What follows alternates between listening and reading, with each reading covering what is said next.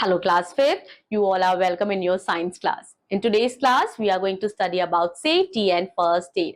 आज बच्चों हम first aid यानी कि प्रथम सहायता और safety कैसे हम खुद को सुरक्षित रख सकते हैं अलग अलग जगहों पे उसके बारे में पढ़ेंगे. इस chapter में what we are going to learn? We are going to learn about safety first aid, hazards of fire and fire extinguisher. Accident बच्चों हादसा जो है वो कहीं भी किसी वक्त हो सकता है. कभी कभी मोस्ट ऑफ द एक्सीडेंट्स हमारी केयरलेसनेस की वजह से होते हैं. Accident happen when people are careless and do not practise simple rule for safety.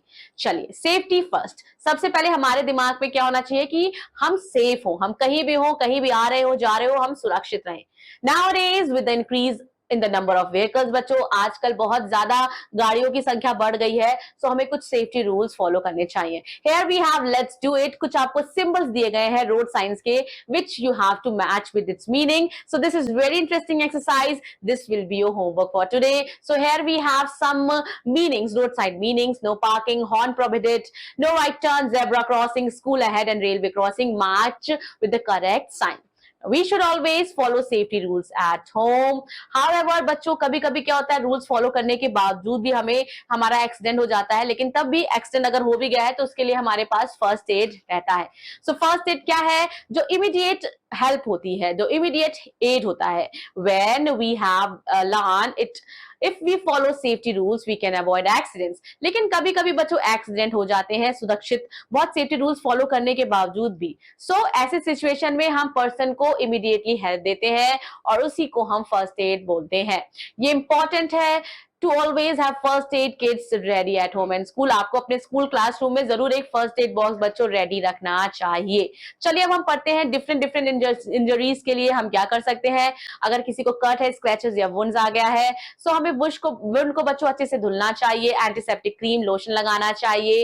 Now in case of deep cut अगर हुआ है तो हमें प्रेस करना चाहिए अफेक्टेड एरिया को विद कॉटन वूल ताकि खून रुक जाए. Then and tourniquet can be tied around the wound to reduce the blood flow. Wrap and tie the gauze bandage around the wound. Now in the case of cut is caused by dirty और rusted object बच्चों हमें तुरंत doctor को consult करना चाहिए for anti tetanus injection. Sprain अगर मोच आ गई है बच्चों, पैर हड्डियां आपकी फूल रही हैं, सो स्प्रेन क्या कंडीशन है? जब हमारी जो टिश्यू है वो इंजर्ड हो जाती है that are around our joint. So in case of sprain हमें आइस पैक का इस्तेमाल करना चाहिए and affected part should be kept immobilised. अगर मान लीजिए पैर में मोच आ गई है तो पैर से हमें चलना नहीं चाहिए, हमें स्टे हो जाना चाहिए, हमें बैठ जाना चाहिए, रेस्टिंग पोजीशन में आना चाहिए. Let's do it. This is very interesting and amazing exercise for you all. बच्चों here some of the number that government of India provides us: police control room, ambulance, fire station and children helpline. अब आपको बच्चों अपने parents से help लेनी है number को जानने के लिए, and you have to mention the number in the given blanks. Animal bites, अगर किसी जानवर ने काट लिया हो, सो एनिमल जैसे कि बच्चों किसी कुत्ते ने काट लिया हो, किसी चमगादड़ या बिल्ली बंदर किसी ने भी काट लिया हो बच्चों, सो उनके सलाइवा से आपको रेबीज नामक एक बीमारी हो सकती है. इसीलिए बच्चों हमें उस वक्त एंटी रेबीज इंजेक्शन लेना बहुत ज्यादा जरूरी है. जो भी वुंड है उसे अच्छे से साफ करना है, उस पर एंटीसेप्टिक क्रीम लगाना है, उसको बैंडेज से कवर करना है. अगर बच्चों सांप ने काट लिया है तो जिस जगह सांप ने काटा है उस जगह आपको टाइट बैंडेज बांधना चाहिए ताकि जो सांप का जहर है वो हमारे खून में, हमारी बॉडी में ना फैले. This prevent the spread of venom poison in the body by reducing the flow of the blood. And patients को तुरंत ही हॉस्पिटल लेना चाहिए. For wasp stings apply vinegar और लेमन जूस. नाउ फ्रैक्चर बच्चों, जब हमारी बोन जो है वो टूट जाती है, क्रैक हो जाती है, उसे हम फ्रैक्चर बोलते हैं. The fracture area should not be move. Fracture area को बिल्कुल नहीं मूव करना चाहिए. अगर बच्चों किसी के हाथ में चोट लग गई है, आर्म में, सो इमीडिएटली हमें उसे सपोर्ट देना चाहिए by cloth sling across the neck and the arm to prevent movement. Now take the patient immediately to hospital. अगर बच्चों कहीं गलती से आप जल गए हो तो what you have to do, अगर माइनर बर्न है, छोटा मोटा हल्का फुल्का जलन है आपको, तो आप क्या कर सकते हैं? थ्रू दो minor burns are very painful, they can be treated at home. Now आपको बच्चों ठंडा पानी फ्लो करना है बर्न पार्ट पे until the pain subsides. Now अब उस पे आप एंटीसेप्टिक लोशन लगा सकते हैं, बर्नॉल वगैरह आता है वो लगा सकते हैं. And if N antiseptic lotion is not available, आप पेस्ट लगा सकते हैं बेकिंग सोडा का.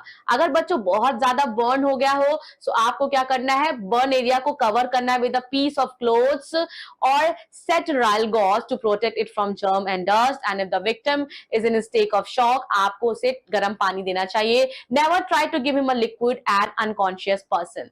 Now dip a sterile piece of cloth in a solution of baking soda and use it as wet compress. Severe burn must be treated by doctor. अगर chemical burn हो गया है बच्चों, तो आपको क्या करना है, remove any clothing from the affected area. ढेर सारा पानी आपको इस्तेमाल करना है धुलने के लिए and cover the burn with sterile gauze and send for the doctor. Do you know, क्या आपको पता है, mosquito repellent spray generally used in our homes is highly inflammable. बच्चों जो मच्छर मारने के लिए हम स्प्रे यूज करते हैं वो बहुत ही ज्यादा इन्फ्लेमेबल होता है, उससे जल्दी आग लग जाती है. इसीलिए आप कभी बर्नर के पास उसे क्या नहीं करेंगे, स्प्रे नहीं करेंगे. It will immediately catch fire and may even explode. So remember this point. Hazards of fire. बच्चों अब हम पढ़ेंगे कि फायर की जो नुकसान होते हैं, कैसे फायर जो है अगर कहीं आग लग जाती है तो हमें क्या करना चाहिए. फायर क्या है, एक बहुत खतरनाक चीज है. Fire is necessity but it can dangerous to.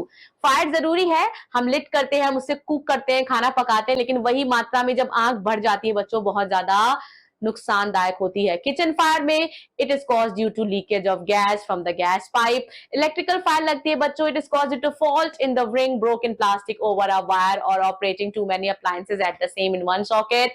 कुछ अदर डोमेस्टिक फायर्स हैं बच्चों, they cause mishandling of match sticks and other inflammable object.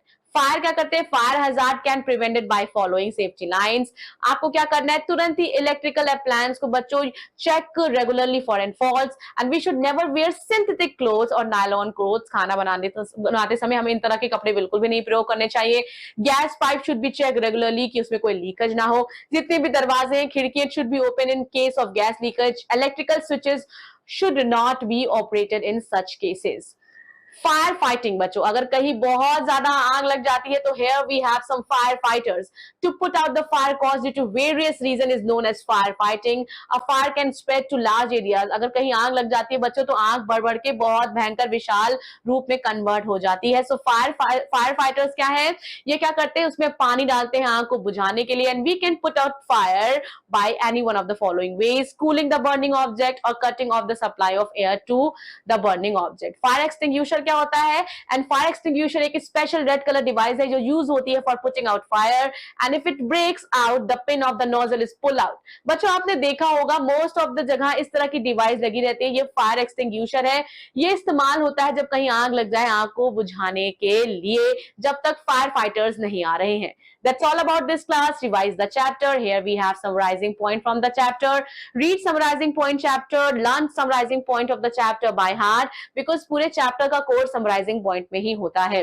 Revise the chapter properly and also prepare first aid box for yourself. और आपको बिल्कुल knowledge होनी चाहिए first aid box की बच्चों, because कभी भी कहीं भी कुछ भी हो सकता है, तो we should be ready and we should always follow the safety measures. That's all for today. Revise the chapter properly and I'll be meeting you all in your another science class. Till then, take care. Bye-bye.